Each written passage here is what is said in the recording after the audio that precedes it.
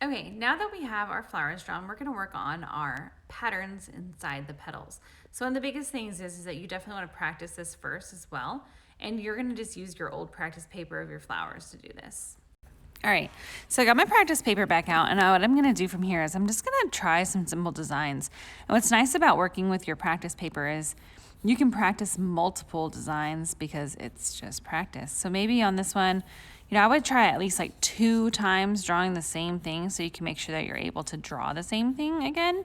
So on here, I'm gonna give myself a little space, and then maybe on the inside of this one, I want to do some straight lines. And then this one has 6 lines. So on this one, I would also have to have 6 lines. So 1, 2, 3, 4. And then I'm like, okay, and maybe over here, I want to try something else. And maybe from this side, I want to just bring lines down like this. And then try it one more time. And then you're just gonna kind of mess around with different patterns that you could potentially add on the inside of your flower. And what's great is, again, it's practice. So you're not stuck with this particular design if you don't like it, okay? So I would go ahead and practice different designs on your flowers. You want to practice on both like this flower and this flower, so that way you can, see what it's going to look like. And then once you have your designs drawn and you're like, all right, I like some of these, or you want to change some of them, then you'll go ahead and move on to your final copy paper. All right, so I've practiced my different designs, and I'm gonna go ahead and jump onto my final copy.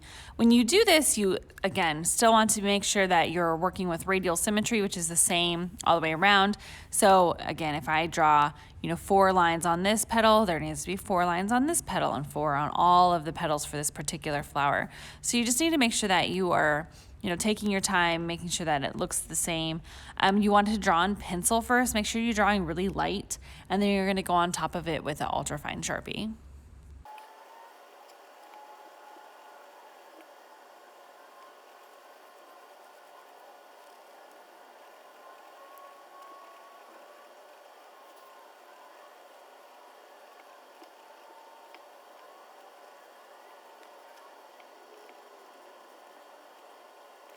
All right, once everything is drawn in pencil, then you're gonna go ahead and go back with your ultrafine Sharpie. And if you don't have one of these, you can also use a pen. If you're using, regular markers like these, you want to make sure that you also use a skinny marker. And again, if you don't have a skinny marker, use a pen. You don't want these lines to be really fat, okay?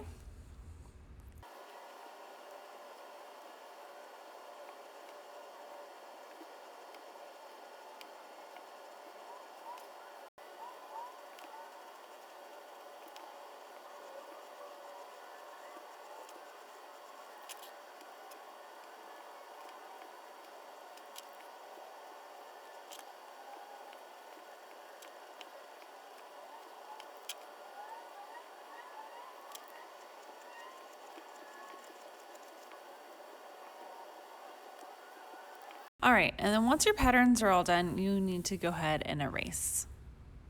All right, next we're gonna work on stems, and stems are a little tricky, so I'm gonna go back to my practice paper, and I wanna show you just a few things. When you have a stem, you want it to come from like in between 2 petals. If you have, extended petals like this, it would come down from here.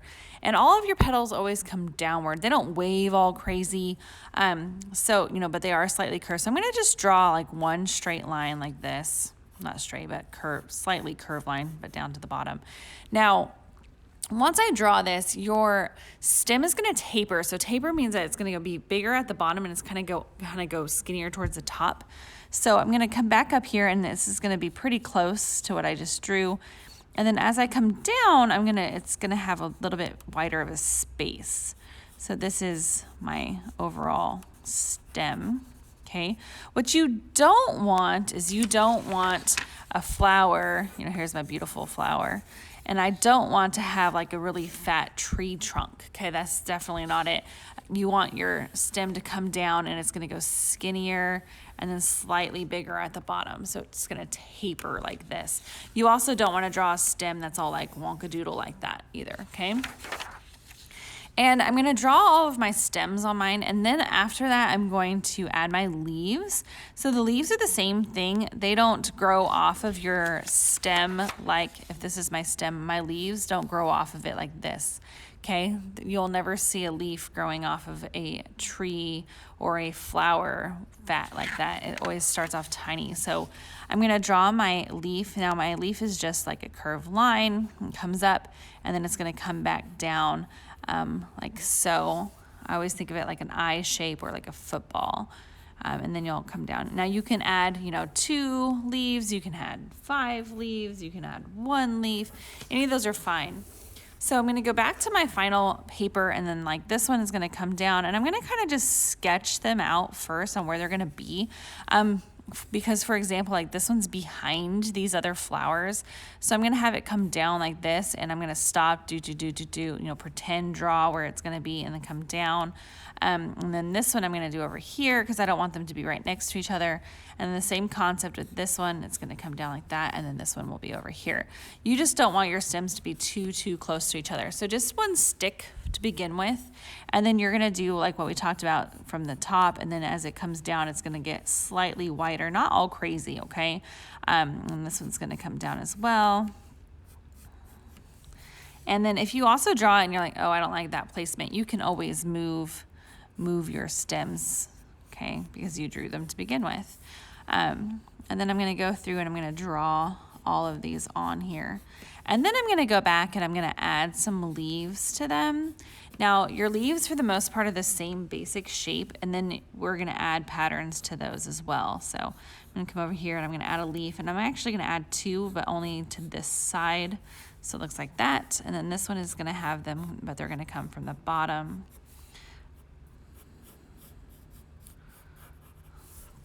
And then this one's gonna be kind of hard. I don't know if I necessarily want, a whole bunch. I'm just gonna add one tiny one towards the top.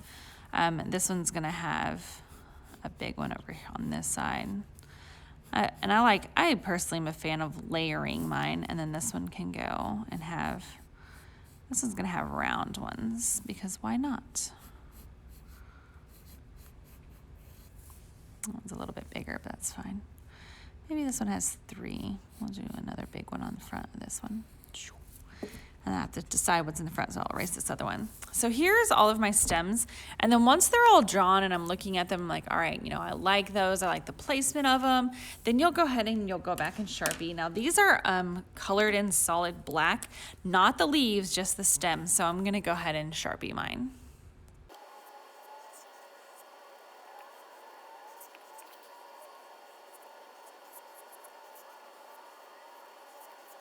All right, and then we're gonna add a simple pattern to our leaves. Again, you're gonna wanna draw it in pencil. So like this one, for example, I'm just gonna actually make it look like a leaf. I'm gonna draw my center line down, and then these are just kind of like V's that come up, like 1, 2, and then I would do 2 on this side, 1, 2.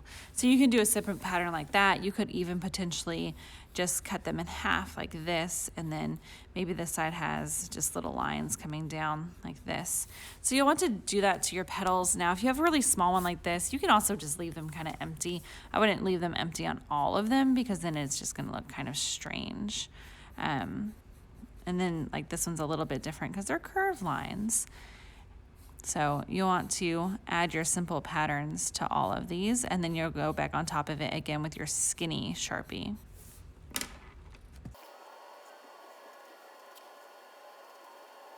All right, and then the last part of our drawing is we're gonna add some little grass bits to the bottoms. They kind of look like this. They're like little lines. Some of them have little dots on the top, like they're growing. So I'm gonna turn my page upside down, and you can either draw these in pencil first or not, but I'm just gonna kind of come up and just have a variety of sizes. And you're not gonna go crazy with them. And I like to lift my marker up as I go, because I'm not gonna add those little dots to the top of all of those. But this makes the page look more full. And then once I have that done, I'll go back and add, the little dots to just a few of these, so it has some more variety. And then from here, our next lesson is how to add our circle paper.